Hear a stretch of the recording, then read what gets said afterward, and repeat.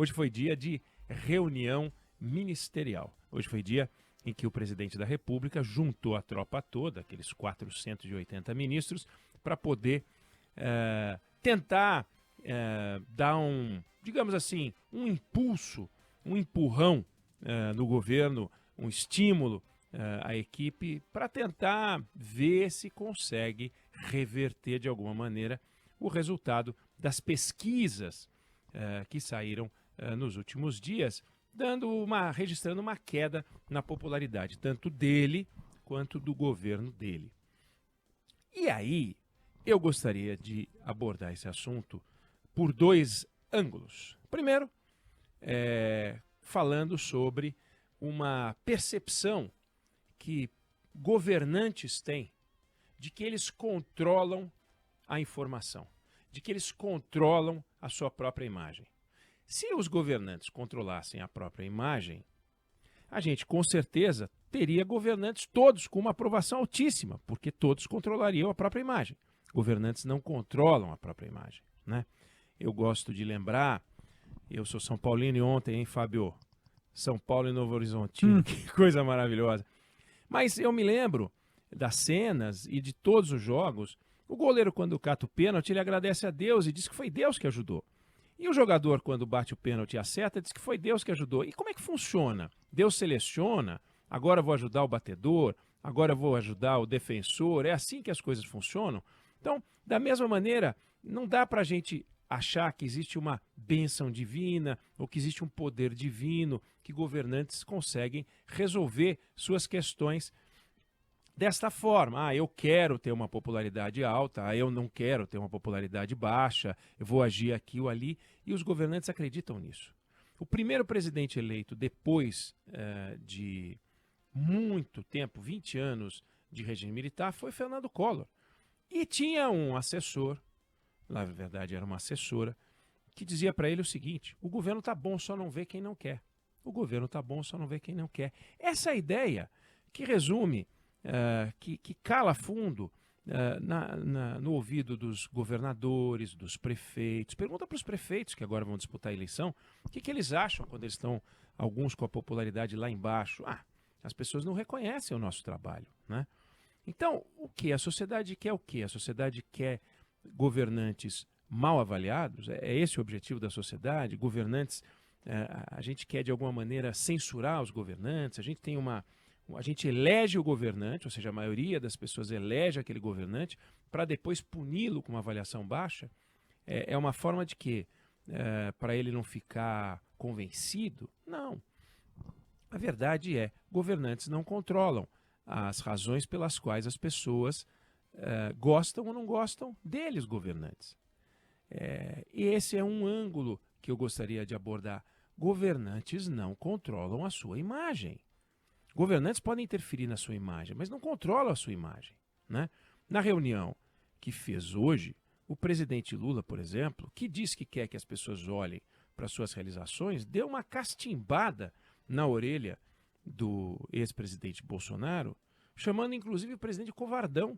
Aliás, uma frase confusa, seguramente não foi o que ele quis dizer, do jeito que ele quis dizer, mas saiu de um jeito atrapalhado, saiu sugerindo que o golpe, que agora se sabe foi tentado, não saiu porque o presidente foi covardão. Ou seja, se o presidente não fosse covarde, e eu entendo a covardia como um defeito, então teria saído o golpe. Então, o golpe não saiu não é porque as forças... Claro, ele também disse que as Forças Armadas não toparam, mas também porque o presidente foi covardão. Então, seria bom que não tivesse sido covardão, ou ele está elogiando a covardia, eu já não entendi nada. Mas essa frase vai ter destaque, como está tendo destaque nesse comentário, vai ter destaque em tudo que é lugar, né? Chamar o presidente da República de covardão, o ex-presidente de covardão, e por isso que não teve golpe.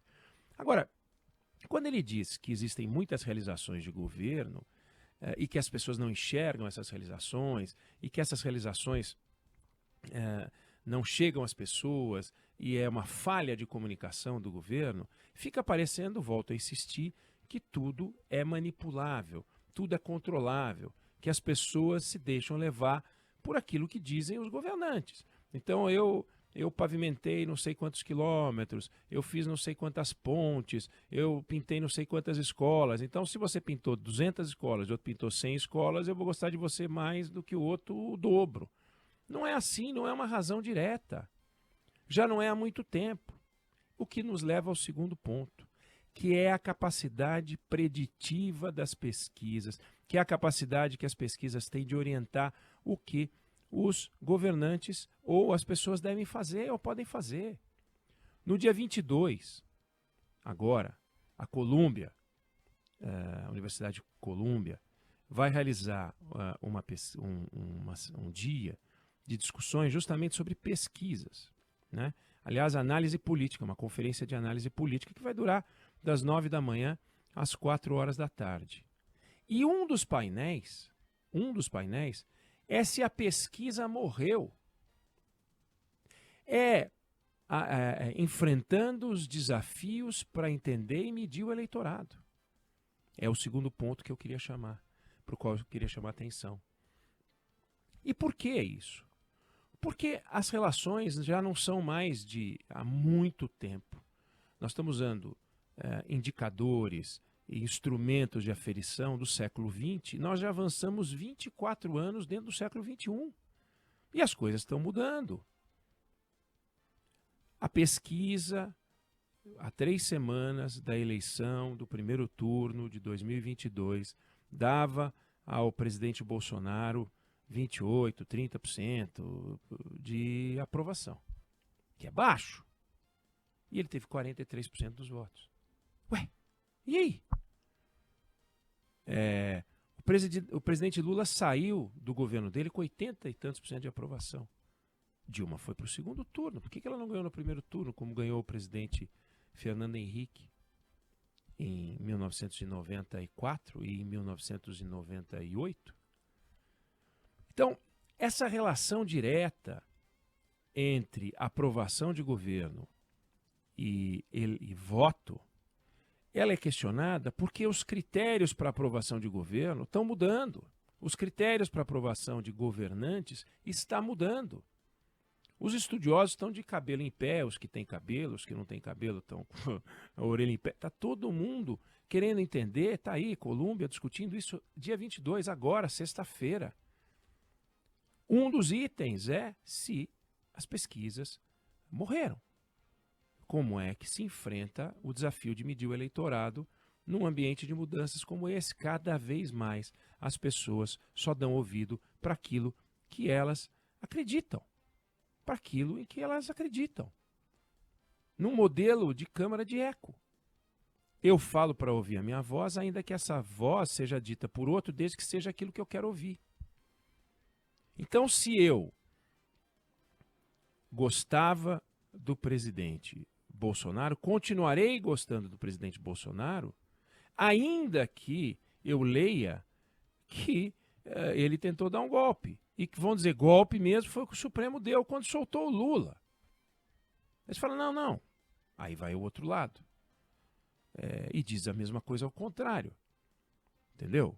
O Lula foi perseguido pela Lava Jato, as denúncias são pífias, e o Supremo Tribunal Federal simplesmente restabeleceu a lógica. Canalhas são os caras da Lava Jato que depois se grudaram no Bolsonaro. E assim essas verdades vão caminhando, elas vão guiando e ao mesmo tempo funcionam como uma bola de ferro que impede que as pessoas troquem de posição, mudem e tal. Num país onde a maior parte das pessoas não se interessa por política. E entre as que se interessam por políticas, muitas são impermeáveis a qualquer percepção de mudança. E quanto menor é a renda, menor é o interesse por política, por razões óbvias. Porque as pessoas têm outras coisas mais importantes com que se preocupar. Então, lá na Faria Lima, né? na universidade, nas universidades federais, aí as pessoas se preocupam, se interessam, estão debatendo. Mas essa não é a realidade de todos os brasileiros. E a maior parte dos brasileiros está nas camadas de renda mais baixa. Então a capacidade que o governo tem de mudar os números depende de transformações perceptíveis com o tempo, etc. também, mas também neste ambiente que vai ficar por um tempo de polarização. De polarização. Aonde essa percepção ruim, esse gosto ruim que o governo tem de que sua avaliação é baixa e está baixando por todos os critérios, por renda, por religião, por gênero, por escolaridade, tudo. O que estava bom está um pouco pior, o que estava ruim está um pouco mais alto. E isso não mudou. E dá, claro, aquele susto. Por quê? Porque são políticos antigos, são políticos mais velhos, que se fiam em formatos mais antigos de avaliação e vão continuar a achar que só existe um jeito, temos que melhorar. Agora, claro, tem um problema de comunicação? Evidente que tem. Evidente que tem.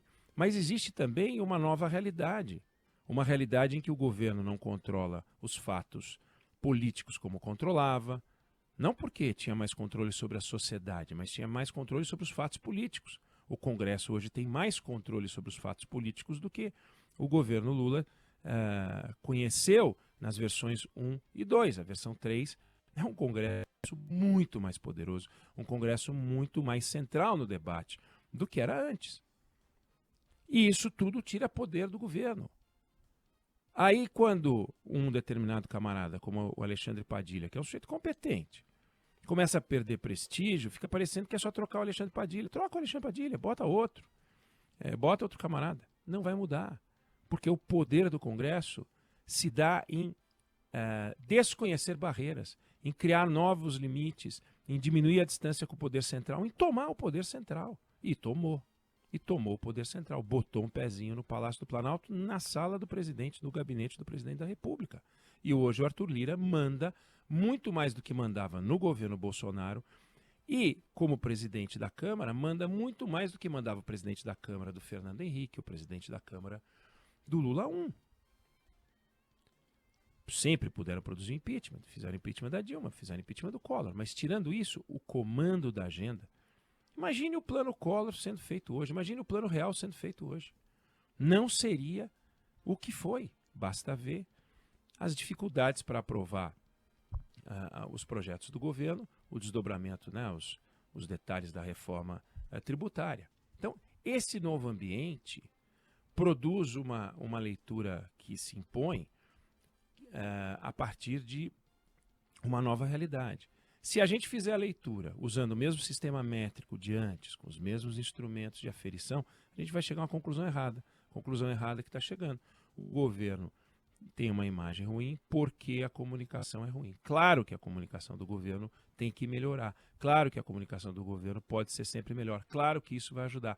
Mas isso não vai mudar o cenário do dia para a noite, como o governo espera. Naquela linha do só não vê quem não quer. A gente faz um trabalho extraordinário. Pegamos esse país arruinado. Todos os governantes falam isso. Pegamos esse país arruinado quando troca quando entra um governo que fazia oposição ao governo anterior. Pegamos esse país arruinado. Todo mundo pegava esse governo do país arruinado. Então, o discurso do presidente guarda um pouco desse tom, né? Tem um lado bom, ele não foi tão bélico, ainda que ele tenha dado uma pancada no Bolsonaro absolutamente desnecessária, podia ter passado olímpico por isso. Mas as pessoas até voltarem a achar do Lula o que acharam do Lula lá atrás, antes de todas as denúncias contra o PT, contra o próprio ex-presidente, contra o próprio presidente, leva muito tempo. O Lula está aí há 1 ano. E ele ficou um tempão fora e o PT apanhando, e apanhando, e apanhando, e apanhando, e ele mesmo apanhando, apanhando, por denúncias gravíssimas. Aí de um dia para a noite querem que todos passem a se apaixonar, sendo que em função de tudo aquilo que aconteceu, surgiu o governo Bolsonaro, ganhou espaço o governo Bolsonaro, pelo desastre também que foi a Dilma, não só nas denúncias, mas estamos falando de um governo horroroso, um governo que produziu uma recessão que o Brasil não conhecia, uma tragédia. A Dilma foi uma tragédia nesse país, uma tragédia. E aí quer que todo mundo se apaixone pelo governo do PT de uma hora para outra, é complicado. Então, tem que ir devagar, tem que ir com calma e tem que fazer uma leitura mais fria diante dessa nova realidade. Não vamos nos esquecer. Nos Estados Unidos, onde eles estão discutindo sempre mais na frente, estão discutindo se a política, se as pesquisas morreram, se a capacidade de fazer pesquisa e de ler o eleitorado morreu do jeito que se fazia antes. E aí saem os números e o governo seguia por números que talvez já não meçam mais o que a sociedade pensa e acha. Vamos acompanhar Eu não sei se você concorda ou discorda, mas essa é a opinião que eu tenho sobre o assunto.